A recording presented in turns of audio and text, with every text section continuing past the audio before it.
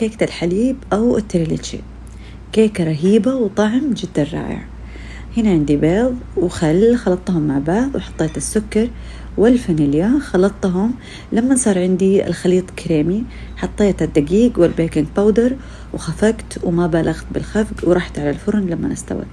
حطيتها في الصينية بعد ما بردت تماما، وبدأت أعمل حليب وكريمة وحليب مبخر وحليب مكثف محلى، وسقيت فيها الكيكة، وبعدين خفقت حليب مع دريم ويب وفانيليا. لما انثقلت حطيتها على الكيكة وراحت على الثلاجة تبرد تماما. كرملت السكر وحطيت الزبدة والملح والكريمة الساخنة، وتركت الخليط يبرد تماما وحطيتها على الكيكة. زينتها بشوية كريم شانتيه وقدمتها باردة ولذيذة. الكيكة دي طعمها زي الغيمة، خفيفة وحلوة، وبالعافية. أحلى كيكة.